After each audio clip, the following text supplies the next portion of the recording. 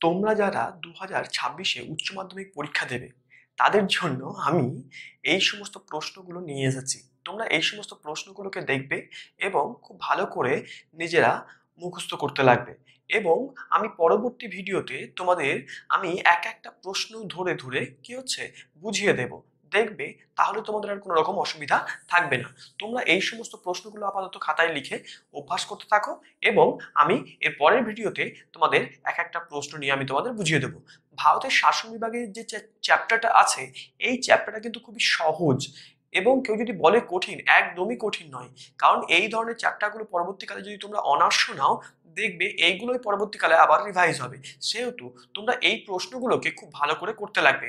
যেমন ধরো ভারতের শাসন বিভাগের 4টে প্রশ্ন খুবই গুরুত্বপূর্ণ, কিন্তু আমি যখন সাজেশন দেবো তখন তোমাদের আমি যে কোনো 2টো প্রশ্ন দেবো তাহলেই হবে। দেখবে ভারতের শাসন বিভাগ থেকে যে 4টে প্রশ্ন খুবই গুরুত্বপূর্ণ সেগুলো হচ্ছে যে প্রধানমন্ত্রীর ক্ষমতা কার্যাবলী, তারপরে হচ্ছে ধরো রাষ্ট্রপতির ক্ষমতা এবং কার্যাবলী, তারপরে কিভাবে নিয়োগ হয় এবং রাজ্যের রাজ্যপালের ক্ষমতা কার্যাবলী এবং কোন একটা অঙ্গরাজ্যের হচ্ছে মুখ্যমন্ত্রীর ক্ষমতা কার্যাবলী। এই 4টে প্রশ্ন আপাতত ভালো করে করতে থাকো এবং এর মধ্যে থেকে যে কোনো 2টো প্রশ্ন আমি তোমাদের দেব, সেই প্রশ্নগুলোই পরীক্ষায় আসবে, এর বাইরে একটা প্রশ্নও আসবে না।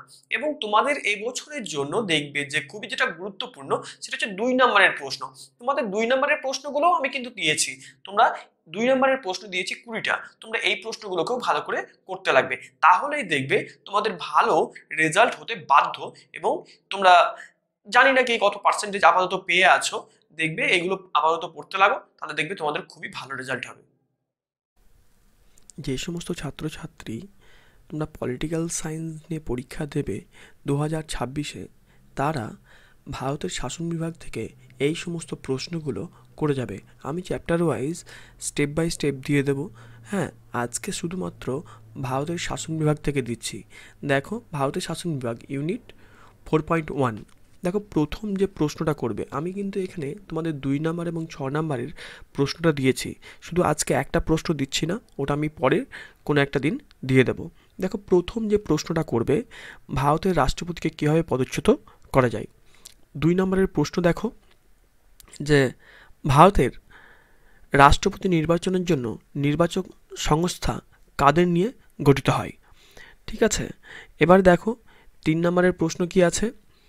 3 নম্বরের প্রশ্ন আছে যে ভারতের রাষ্ট্রপতি নির্বাচনে প্রতিনিধিত্বের কোন নীতি অনুসরণ করা হয়। 4 নম্বরের প্রশ্ন দেখো, রাষ্ট্রপতি কোন পরিস্থিতিতে জাতীয় জরুরি অবস্থা ঘোষণা করতে পারেন। এবার দেখো 5 নম্বরের প্রশ্ন দেখো, কোন অবস্থায় ভারতের কোনো অঙ্গরাজ্যে রাষ্ট্রপতি শাসন জারি করা যায়। 6 নম্বরের প্রশ্ন দেখো, কখন আর্থিক জরুরি অবস্থা ঘোষণা করা যায়, তা কতদিন বলবৎ থাকে। এই 3টে প্রশ্ন কিন্তু খুব ভালো করে দেখে যাবে, খুবই গুরুত্বপূর্ণ প্রশ্ন। এবার দেখো 7 নম্বরের প্রশ্ন, রাষ্ট্রপতি রাজ্যসভায় কতজন সদস্য মনোনীত করেন। 8 নম্বরের প্রশ্ন দেখো, রাষ্ট্রপতি কখন অর্ডিন্যান্স জারি করতে পারেন। 9 নম্বরের প্রশ্ন দেখো, ভারতের প্রধানমন্ত্রী কিভাবে নিযুক্ত হন। 10 নম্বরের প্রশ্ন দেখো, প্রধানমন্ত্রী কতদিন পর্যন্ত স্বপদে অধিষ্ঠিত থাকেন।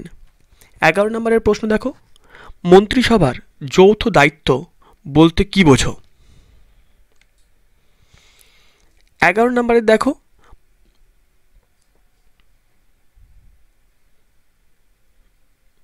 বারো নম্বরটা দেখো, পকেট ভিটো বলতে কি বোঝো।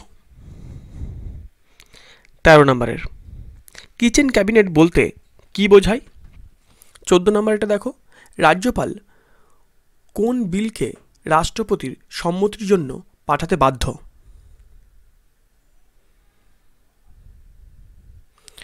15 নম্বরের প্রশ্ন দেখো, কোটা কি। 16 নম্বর, রাজ্যপাল কার দ্বারা নিযুক্ত ও পদচ্যুত হন।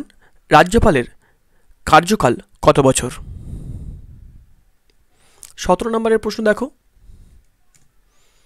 রাজ্যপাল কখন রাজ্য বিধানসভার সদস্য মনোনয়ন করেন।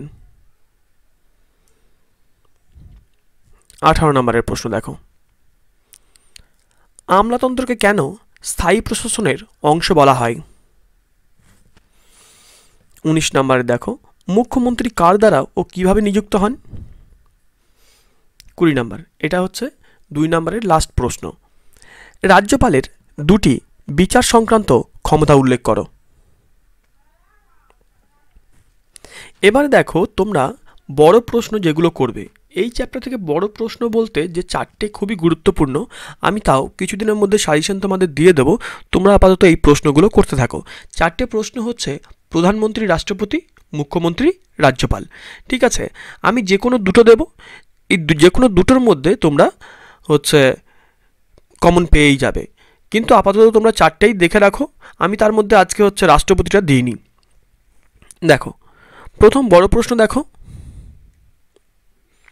ভারতের প্রধানমন্ত্রীর ক্ষমতা ও কার্যাবলী।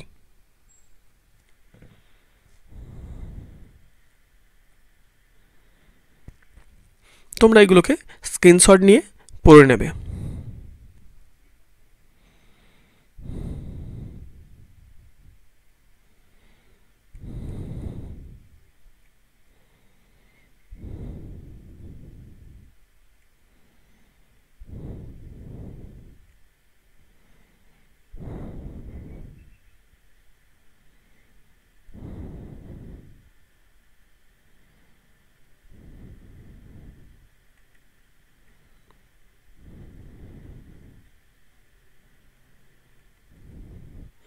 এবার দেখো বড় প্রশ্ন,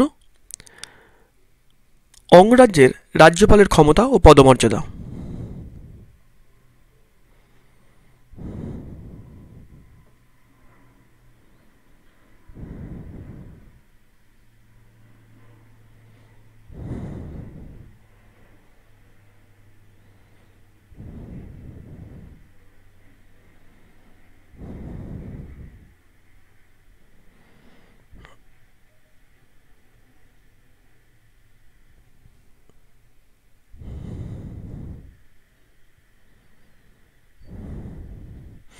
এবং সর্বশেষ প্রশ্ন দেখো, ভারতের যে কোনো রাজ্যের মুখ্যমন্ত্রীর ক্ষমতা ও পদমর্যাদা আলোচনা করো।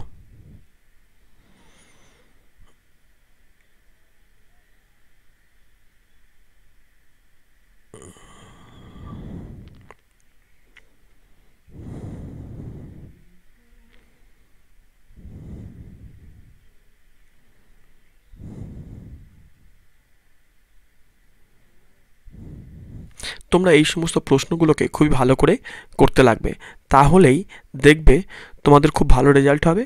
এবং তোমরা এখানে দেখবে বেশি বেশি পয়েন্ট দেওয়া আছে, তোমরা এত বেশি পয়েন্ট করার দরকার নেই, তোমরা যে কোনো 4টে পয়েন্ট ভালো করে করে নেবে, তাহলেই হবে। যদি কারো কোনো নোটস লাগে আমাকে অবশ্যই জানাবে কমেন্টের মাধ্যমে, আমি তোমাদের কমেন্টেই দিয়ে দেবো।